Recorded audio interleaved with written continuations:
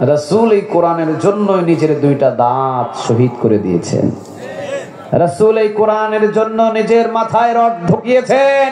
রাসূল এই কোরআনের রাজ কায়েমের জন্য নিজের ঘর ছেড়ে দিয়ে মদিনায় এসে বাড়ি বেঁধেছেন। ঠিক না ঠিক? এই কোরআনের জন্য আমির হামজার তাজা কলিজাটা কোরবান দিতে হয়েছে। এই কোরআনের জন্য খুবাইবকে তাজা জীবন দিতে হয়েছে।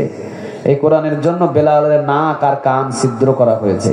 এই কোরআনটাকে কেউ বাধা দিবে আর আমরা বাংলাদেশের ৯৮% মুসলমান চুপ করে বসে থেকে কান দিয়া শুনবো, এমন ইমাম তো আমরা আনি নাই।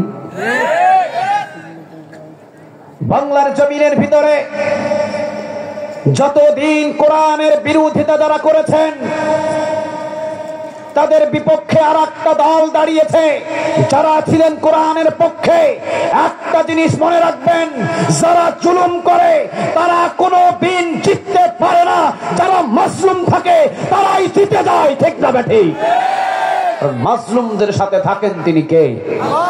যুবকরা যদি কোরআনের পক্ষে আসে, এই কোরআনটাকে ঠেকানোর মতো আর পৃথিবীর কারো ক্ষমতা আছে বলে কি আপনাদের মনে হয়?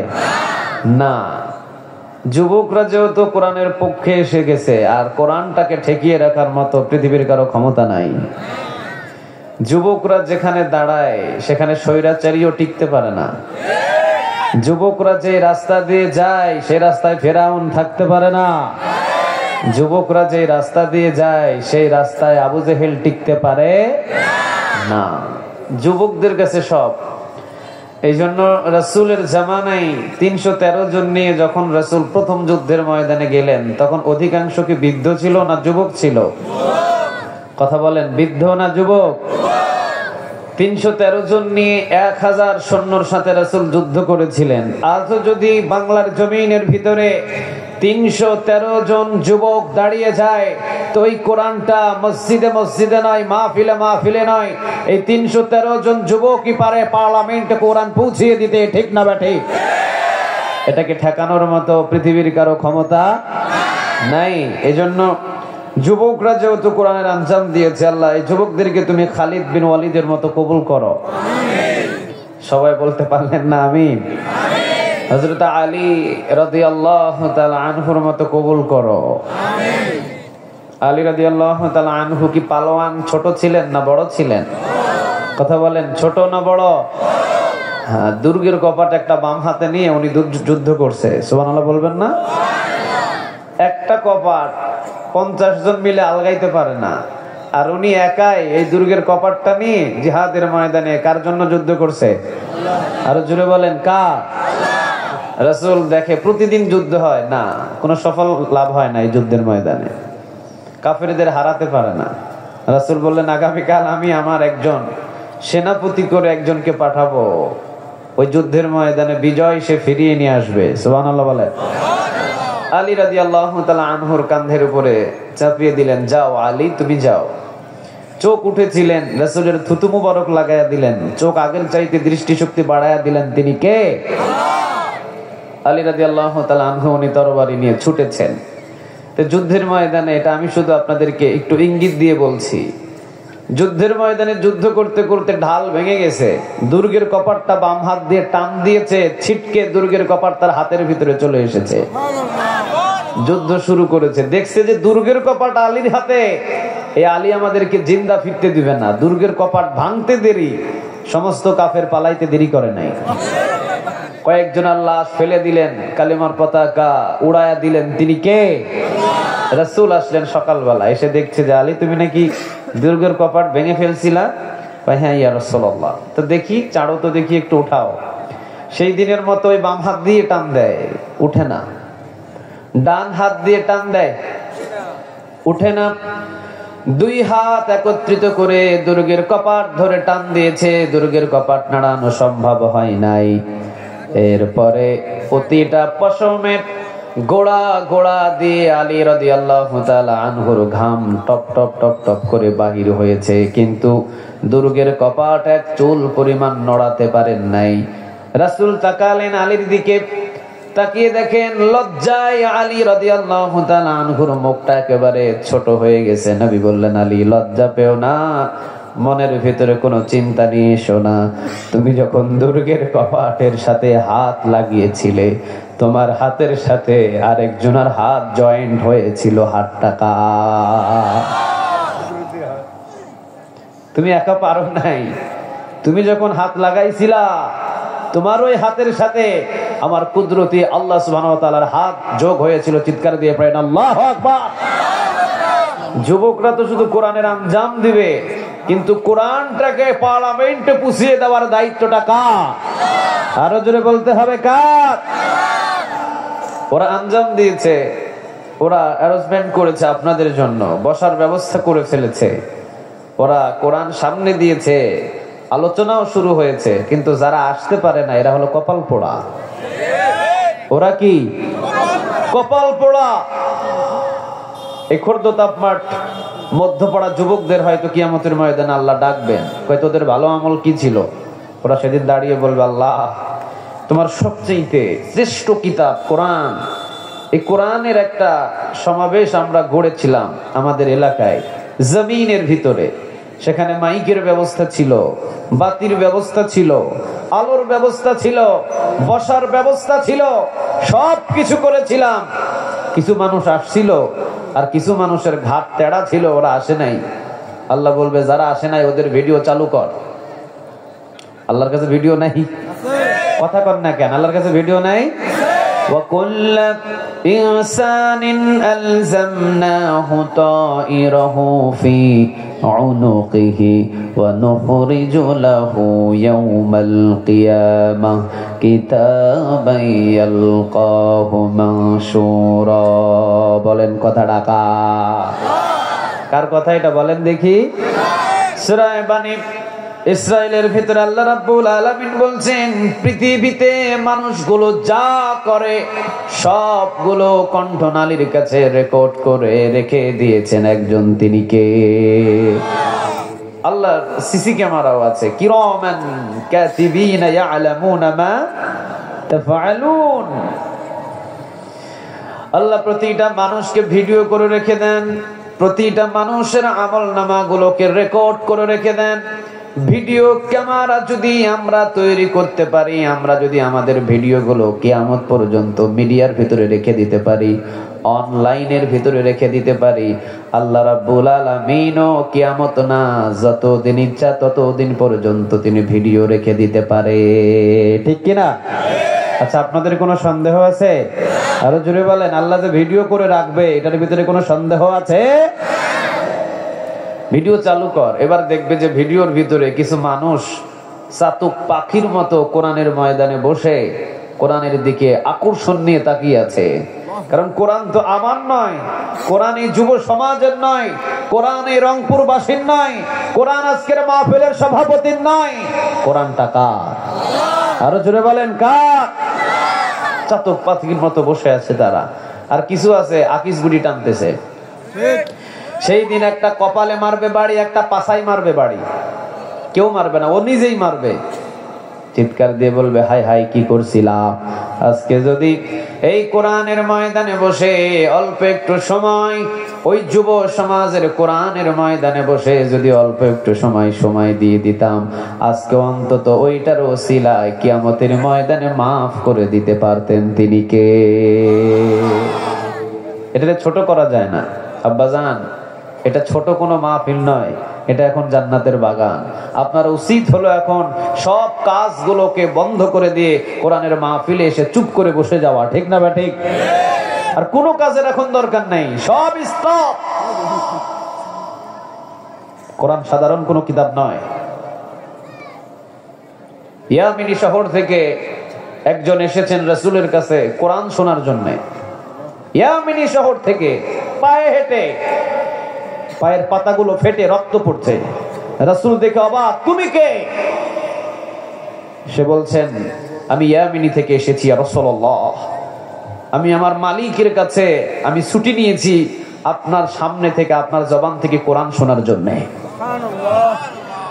ও নবী, আমার মালিকের কাছ থেকে আমি ছুটি নিয়েছি, আমার মালিক আমাকে ছুটি দিয়েছেন। নবী গো, বেশি সময়ের জন্য আমি কোরআন শুনতে পারবো না, অল্প একটু সময় আমাকে কোরআন শোনায়া আমাকে ছুটি দিয়ে দেন। আমি আমার মালিকের যেই গোলাম, আমি আমার ওই মালিকের চাকর, যে চাকর আমি ওই চাকরের কাজ আমাকে সীমাবদ্ধ করে আবার পরিপূর্ণ কাজ তাকে করে বুঝাইয়া দিতে হবে। সুবহানাল্লাহ বলেন। আমি কাজ ফেলে রেখে এসেছি, আমি আমার মালিককে বলেছি আমারে অল্প একটু সময় দাও। কিসের জন্য? আমি মক্কায় যাব, মদিনায় যাব কোরআন তেলাওয়াত শোনার জন্য। চিৎকার দিয়ে পড়েন আল্লাহু আকবার। ইয়ামিনী শহর থেকে 250 থেকে 300 কিলোমিটার পায়ে হেঁটে যদি কোরআন শুনতে যায়, আপনার তো ঘরের পাশে কোরআন শোনার জন্য আয়োজন করেছে, আপনার কি হয়েছে? আপনার হইলটা কি? কেমনে আল্লাহর দরবারে দাঁড়াবেন আর হিসাব দিবেন? কিভাবে হিসাব দিবেন বলেন? এলাকার মানুষ এই ময়দানে প্রথম তারা তাফসীর করছে। উচিত ছিল এলাকাতে যেহেতু প্রথম তাফসীর, এলাকার সব মানুষ এসে হুমড়ি খায় এখানে বসে যাওয়া, ঠিক না বেটি? কিন্তু না, ওরা বুঝেই না যে কি দিছে এরা। ওদের তাল এমন যে মমতাজরে আনলে মনে হয় ভালো হইতো। মমতাজের চিন্তা বাদ দাও, বাংলাদেশ আর কোনোদিন মমতাজ দাঁড়ানোর সুযোগ পাবে না। ব্যান্ড সঙ্গীতের চিন্তা বাদ দাও, কোনোদিন আর রাস্তাঘাটে ব্যান্ড সঙ্গীত বাজানোর সুযোগ দেওয়া হবে না। আমরা সব দেখেছি, আমরা বঙ্গবন্ধুর শাসন দেখেছি, আমরা জিয়াউর রহমানের শাসন দেখেছি, আমরা শেখ হাসিনার শাসন দেখেছি, আমরা লাঙ্গলের প্রতিফল দেখেছি। সব দেখা আমাদের শেষ। এখন আমরা 2024 সাল থেকে কোরআনের বাংলাদেশ দেখতে চাই, ঠিক না বেটি? আমরা একটু দেখতে চাই যে কোরআন দিয়ে দেশটা চালালে আসলে শান্তি কি রকম আসে। একবারও দেখার সুযোগ হয় নাই। সামনের দিকে কি সুযোগ চান আপনারা? কথা বলেন না কেন? সুযোগ চান আপনারা? যারাই ক্ষমতা আসুক অসুবিধা নেই, বিএনপি আসুক, যে আসুক, আমাদের আপত্তি হলো কোরআন দিয়ে দেশ চালা। আর কোনো আমাদের আপত্তি, কথা বলেন, কোনো আমাদের আপত্তি? চুরি করেছে হাত কেটে দাও। আজান হওয়ার সাথে সাথে বেনামাজি মসজিদের পাশে লুডু খেলা খেলবে, পেশায় 10টা করে এক ওয়াক্ত নামাজের জন্য পেশায় পিটুনি দাও, সংসদ ভবন থেকে আইন জারি করা হবে, ঠিক না বেটি? জেনা করবে, এলাকায় জেনাখোর বুক ফোলায়া ঘুরবে, সুযোগ নাই। ওই আবু সাইদ চত্বরের ভিতরে ল্যাংটা করে পিড়াও, 100টা বেতের বাড়ি মারো। গাঁজা খাইবা, 80টা বেতের বাড়ি ওই রংপুর চত্বরের ভিতরে তোমারে মারা হবে। পুরা রংপুরবাসী না, পুরা বিশ্ব তোরে দেখবে, সবাই জানবে তুই গাঁজাখোর। মেয়েও পাইবি না বিয়ে করার জন্য, কোনো দোকানে চা খাইতে যাইবি, চাও তোরে দেবে না। একটা গাঁজাখোরের যদি এইরকম বিচার হতো আমার বাংলাদেশে, এলাকার সব গাঁজাখোর আল্লাহর ওলিতে পরিণত হয়ে যেত। যেটাই যাক ক্ষমতায়, যেই দল যাক, অসুবিধা নাই, কোরআনের কয়েকটা আইন তোমাকে বাংলাদেশে বাস্তবায়ন করতেই হবে, ঠিক না বেটি? নামাজের আজান হবে, সকাল দোকান বন্ধ করে দিয়ে মসজিদের দিকে ধাপিত হও, প্রথম আইন এটা চালু করতে হবে। চুরি করবে, প্রকাশ্য হাত 2টা তার কেটে দাও।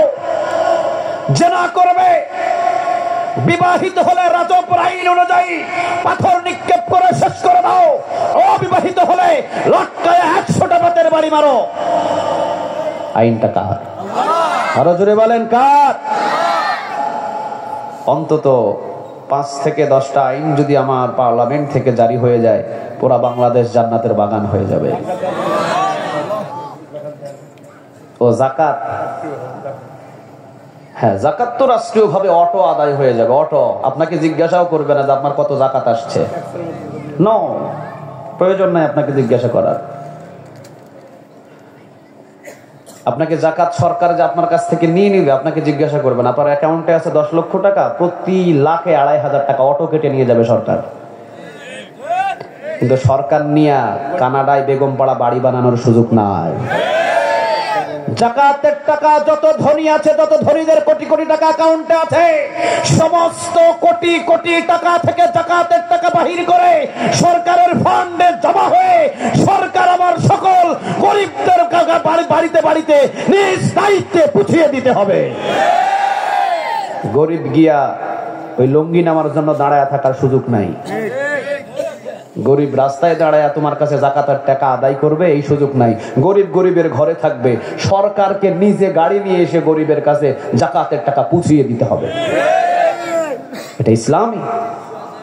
রাসূল সাল্লাল্লাহু আলাইহি ওয়াসাল্লামের কাছে যখন বাইতুল মাল আসতেন, চতুর্দিক থেকে রাসূল নিজের কর্মচারী দিয়ে তাদেরকে খবর দিয়ে তাদের ঘরে ঘরে পৌঁছায়া দিতেন। সুবহানাল্লাহ বলবেন না?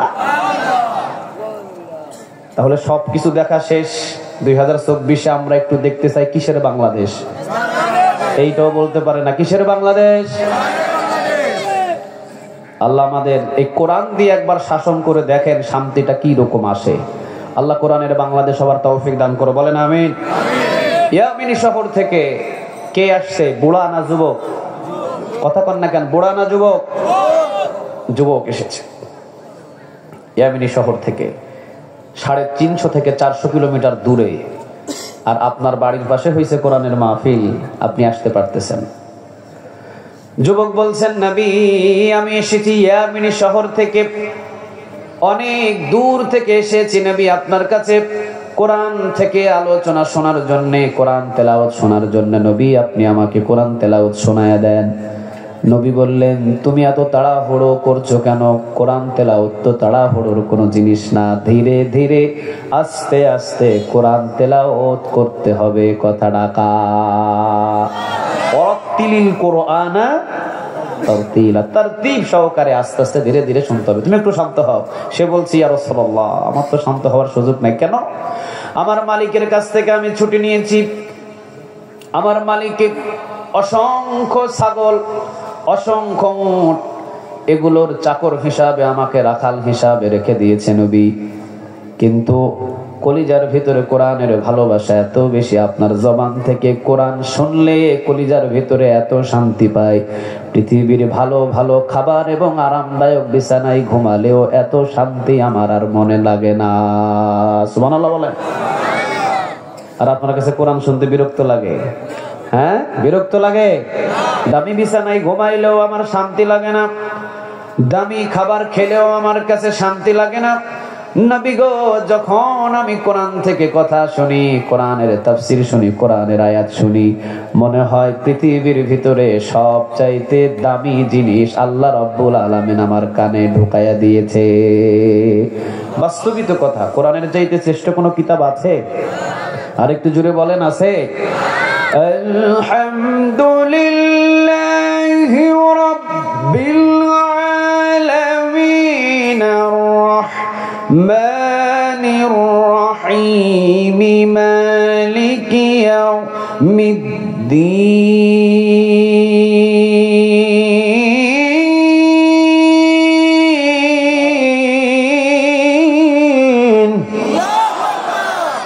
আমার জবান থেকে কোরআন শুনবেন, এক রকমের মজা। আপনাদের খতিব সাহেবের কণ্ঠ থেকে কোরআন শুনবেন, আরেক রকমের মজা। আবার আমার রশিদ ভাইয়ের কণ্ঠ থেকে কোরআন শুনবেন, আরেক ধরনের মজা। কাবা ঘরের ইমাম আব্দুর রহমান আস-সুদাইসের কণ্ঠ থেকে কোরআন শুনবেন, আরেক ধরনের মজা। কোরআনের ভিতরে এক ধরনের স্বাদ দেয় নাই, হাজার হাজার লক্ষ লক্ষ কোটি কোটি মজা কোরআনের ভিতরে দিয়ে দিয়েছেন। তিনি কে?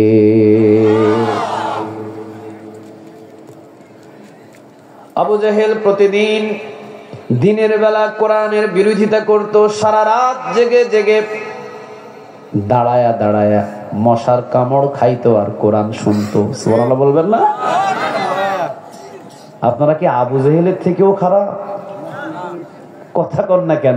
আপনারা কি আবু জেহেলের থেকেও খারাপ?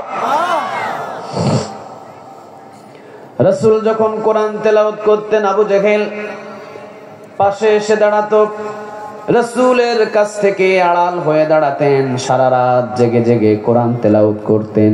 রাসূল যখন কোরআন তেলাওয়াত বন্ধ করে দিতেন, ইন দা মিন টাইম দৌড় দিতেন। কিন্তু আসার রাস্তা যদিও অনেক, যাওয়ার রাস্তা কয়টা ছিল? আরো জোরে বলেন, কয়টা? আবু জেহেল, আবু লাহাব, উতবা, শাইবা, মুগীরা, আবু সুফিয়ান সবগুলো দৌড় দিয়ে গুল চত্বরের ভিতরে একত্রিত হয়ে তারা চিন্তা করতেন, না, মুহাম্মাদের কোরআন যদি এভাবে তেলাওয়াত চলতে থাকে, একদিন আবু জেহেলও পড়ে নিবে। পড়েন, লা ইলাহা ইল্লাল্লাহু মুহাম্মাদুর রাসূলুল্লাহ সাল্লাল্লাহু। আবু জাহেল বললেন তাকে হত্যা করা হবে। কিসের পরিকল্পনা করলেন? কথা বলেন, কি পরিকল্পনা করলেন? আজও বাংলার জমিনের ভিতরে দেখবেন যারা 50 বছর পর্যন্ত কোরআনের দাওয়াত দিয়েছে, দেশ এবং বিদেশের ভিতরে ছড়িয়ে ছড়িয়ে 1000-এরও বেশি কাফের যাদের হাত থেকে কালেমা পড়ে, কোরআন শুনে কালেমা পড়ে মুসলমান হয়েছে, তাদেরকেও আবু জেহেলের মতো বাংলার জমিনে কিছু স্বৈরাচারী ছিল, তাদেরকে হত্যা করার পরিকল্পনা নিয়েছিল। 13 বছর পর্যন্ত জেলখানায় রাখার পরে হত্যা করে এরপরে নিজেও বিদায়, কোরআনের কর্মীদেরও বিদায় করে দিয়েছে। ঠিক না ঠিক? কিন্তু মনে রাখবেন, কোরআনের সাথে যদি আপনি 24 ঘন্টা সম্পর্ক করেন, কোরআন একদিন আপনাকে কালেমা পড়ায় দিবে। লা পড়েন, ইলাহা ইল্লাল্লাহু মুহাম্মাদুর রাসূলুল্লাহ সাল্লাল্লাহু। তাহলে কোরআন এমন একটা কিতাব, আবু জেহেল সারা রাত জেগে জেগে শুনতেন, সারা দিন কোরআনের বিরোধিতা করতেন। তাহলে বলেন, কোরআনের ভিতরে মধু কম না বেশি? একটু আওয়াজ দিয়ে বলতে হবে, কম না বেশি? তাহলে আমরা কি আবু জেহেল থেকেও খারাপ হয়ে গেছি, যে রাস্তায় রাস্তায় এখানে ওখানে দাঁড়ায় আছি? কেন? আবু জেহেলের থেকে তো খারাপ হই নাই। অন্তত কোরআনের ময়দানে বসলে আমাদের গোনা পিছনের মাফ করে দিতে পারেন। তিনি কে? ইয়ামিনী শহর থেকে যেই রাখাল এসেছেন, তিনি বললেন, নবী কোরআন থেকে আলোচনা শোনায় দেন। নবী বললেন, তুমি রাখাল মানুষ, ছুটি নিয়ে এসেছো কোরআন তেলাওয়াত শোনার জন্য? হ্যাঁ ইয়া রাসূলুল্লাহ, কারণ আমি কোরআনটাকে জীবনের চাইতে বেশি ভালোবাসি। সুবহানাল্লাহ বলবেন না? আচ্ছা, এই কিতাবটারে আমরা ভালোবাসি কম না বেশি? আরো জোরে বলতে হবে, কম না বেশি? এখন আপনাদের কাছে প্রশ্ন হলো, কোরআন বড় না নবী বড়? কোরআন বড় না রাসূল বড়? হ্যাঁ, কোরআন বড়। কেননা রাসূল এই কোরআনের জন্য নিজের 2টা দাঁত শহীদ করে দিয়েছেন। রাসূল এই কোরআনের জন্য নিজের মাথায় রড ঢুকিয়েছেন। রাসূল এই কোরআনের রাজ কায়েমের জন্য নিজের ঘর ছেড়ে দিয়ে মদিনায় এসে বাড়ি বেঁধেছেন। ঠিক না ঠিক? এই কোরআনের জন্য আমির হামজার তাজা কলিজাটা কোরবান দিতে হয়েছে। এই কোরআনের জন্য খুবাইবকে তাজা জীবন দিতে হয়েছে। এই কোরআনের জন্য বেলালের নাক আর কান ছিদ্র করা হয়েছে। এই কোরআনটাকে কেউ বাধা দিবে, আর আমরা বাংলাদেশের 98% মুসলমান চুপ করে বসে থেকে কান দিয়া শুনবো, এমন ইমাম তো আমরা আনি নাই। বাংলার জমিনের ভিতরে যতদিন কোরআনের বিরোধিতা যারা করেছেন, তাদের বিপক্ষে আর একটা দল দাঁড়িয়েছে যারা ছিলেন কোরআনের পক্ষে। একটা জিনিস মনে রাখবেন, যারা জুলুম করে তারা কোনো দিন জিততে পারে না, যারা মাজলুম থাকে তারাই জিতে যায়। ঠিক না বেঠিক? মাজলুমদের সাথে থাকেন তিনি কে?